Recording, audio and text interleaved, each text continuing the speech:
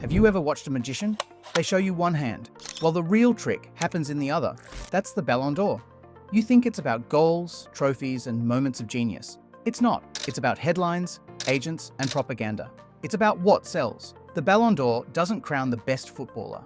It crowns the best story, the biggest name, the most powerful machine. This isn't an award, it's a stage. And behind the curtain, the real game is played. Once upon a time, it meant everything. The golden ball, the ultimate crown. For players in dusty villages or frozen cities, it was a dream painted in gold. A dream that whispered, you are the best in the world. From George Weah to Ronaldinho, Zidane to Messi. Legends. But over time, something changed. The whispers got louder. The votes got stranger. The decisions got political. Today, the Ballon d'Or is no longer a symbol of footballing truth. It's a mirror reflecting power, a battle of brands, a media-fueled war where perception matters more than performance. But how did we get here? Why do players like Wesley Sneijder, Xavi, Iniesta, or Robert Lewandowski get ignored, while others win just by showing up? This is not a conspiracy. It's not a scandal. It's the story of how football's most prestigious award lost its soul. It began in 1956.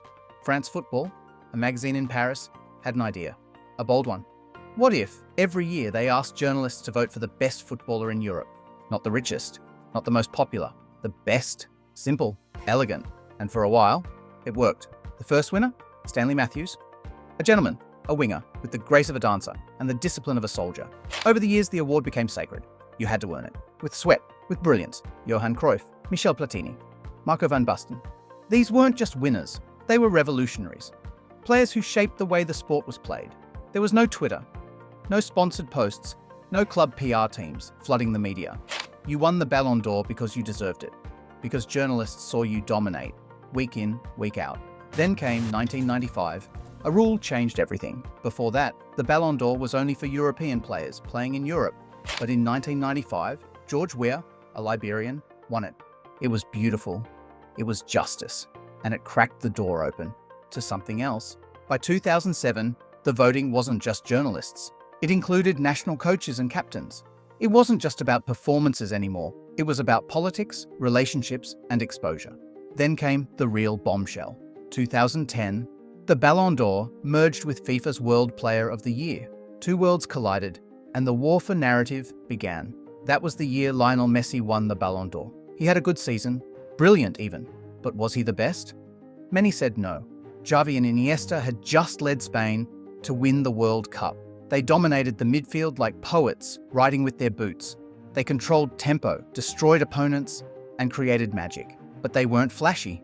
They weren't headlines. They weren't Messi. Messi didn't even score or assist at the 2010 World Cup. But he won, because Barcelona had the machine, the global marketing, the media push, the Messi brand. The votes followed the light, not the substance. That year, something cracked. The golden ball lost its innocence, and a pattern began. Let's talk about timing. The Ballon d'Or isn't awarded based on the full calendar year alone. It's awarded based on memory, and memory is short. Ask yourself, when do the most important votes happen? Right after the Champions League final, right after the World Cup, right when emotions are peaking, when stories are hot, when marketing is loud, not when a player carried a mid-table club from September to May with 38 masterclasses, not when a defensive midfielder quietly made the world spin for 12 months. No, that's not how this works. It's about moments, clips, narratives. You remember the Messi free kick, the Ronaldo overhead, the Haaland 5-goal demolition. But do you remember the 9 key passes Luka Modrić played across 180 minutes against Bayern? Do you remember the 38-game season, where Thomas Müller assisted 21 goals from second striker? No, because they don't sell. And here's where it gets interesting. Football today isn't just a sport, it's a content economy. Clubs push agendas. Agencies feed journalists. Social media teams create emotional clips. Sponsors fund campaigns. Everything you see is curated. And players, they're products. Take Jorginho in 2021, Champions League winner, Euro 2020 winner, dictated tempo for Chelsea and Italy, barely made a mistake for 12 months. He finished third. Behind Messi, who had a good Copa America, but a pretty average club season. Behind Lewandowski, who scored goals, but didn't play a single international tournament that year. Because Jorginho didn't trend. He didn't go viral. He didn't have a Nike campaign or a super agent calling journalists. He just played football. And that's not enough anymore. Now let's talk about the forgotten ones. The ones who did everything right, but got nothing.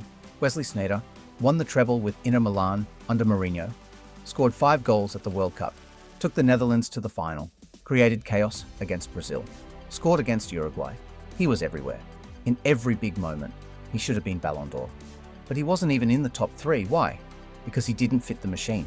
He played for Inter, not Barcelona or Real Madrid. He didn't have a global PR army. His club wasn't trending. That same year, Messi won, with 0 World Cup goals. Another? Frank Ribéry won the Bundesliga, DFB Pokal, and Champions League. Scored, assisted, and destroyed defenses. He was Bayern's soul. He said later, "I don't know what more I needed to do." You want to know what? He needed to be Ronaldo or Messi. That's it. Because in the 2010s, the Ballon d'Or was no longer a competition. It was a duopoly. Messi, Ronaldo. Ronaldo, Messi. Every year, no matter what. It didn't matter if someone else had a historic year. If Messi and Ronaldo were breathing, they were winning. Ribéry got 3rd. A footnote in a race he was never allowed to win. Let's talk about bias. In 2018, Luka Modrić won the Ballon d'Or. He deserved it. He was majestic. Champions League winner. Took Croatia, a country of 4 million, to the World Cup final. Played every minute. Bled for his country. But even that sparked outrage. Ronaldo fans screamed robbery. Modrić just smiled, because he understood what came with it.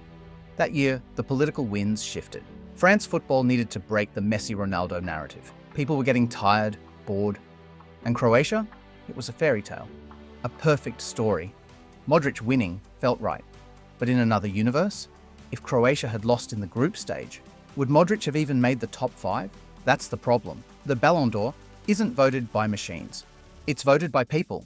People with loyalties, preferences, biases. National team coaches are voting for their own players. Journalists are voting for players with the biggest interviews. Captains are voting for their childhood idols. You can't control it. It's not a science. It's a popularity contest. Let's say you're a left back. You've just helped Sevilla win the Europa League. You've made 96 tackles in 40 games and had 10 assists. Played every minute, marked Bukayo Saka, Angel Di Maria, and Leroy Sané out of matches. But you play for Sevilla. No huge audience. 200 million followers. No weekly highlights on Sky Sports. Now imagine you do half that for Real Madrid. Suddenly, you're a contender. That's the superclub bias. The Ballon d'Or is not about the level of your performances. It's about the visibility of them. In 2022, Thibaut Courtois played arguably the greatest Champions League campaign by a goalkeeper ever. He made 59 saves, a record. Single-handedly carried Real Madrid through games. But he didn't make the top 3. He said it himself. Goalkeepers will never win the Ballon d'Or because they're not glamorous. They don't trend. Superclubs know this. They invest in marketing. They hype their stars. A good month for a Real Madrid player is worth more than a great season at Atalanta. The light shines where money points. Now, we've arrived in the TikTok era, where a nutmeg trends more than a hat trick, where a player's announcement video gets more views than his best goal. In this world, the Ballon d'Or is no longer just a football award. It's a show, hosted in Paris, with red carpets, fashion brands, influencers.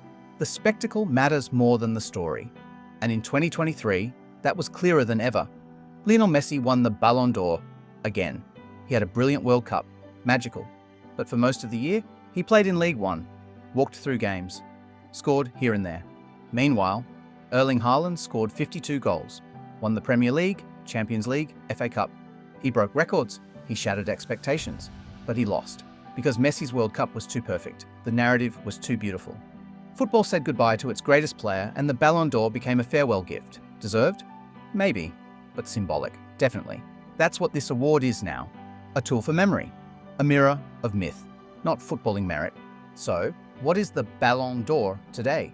Is it still the ultimate prize? Or is it performance art? A golden ball handed out once a year, to whoever had the loudest year, not the best one, to whoever had the biggest machine behind him, the strongest agent, the right moment, the right club, the right story. Maybe we're asking too much from it. Maybe it was never meant to define greatness. Because real greatness doesn't need a trophy. It lives in 90 minutes of magic. It lives in Modric's pass through 4 lines, in Sneijder's World Cup tears, in Haaland's quiet fury. So when the next Ballon d'Or is handed out, remember this: the best footballer in the world might be walking away. Not with a trophy, but with silence. And that says more about the game than the golden ball ever will. Thank you for watching. If you like this video, you can see this one also. See you there.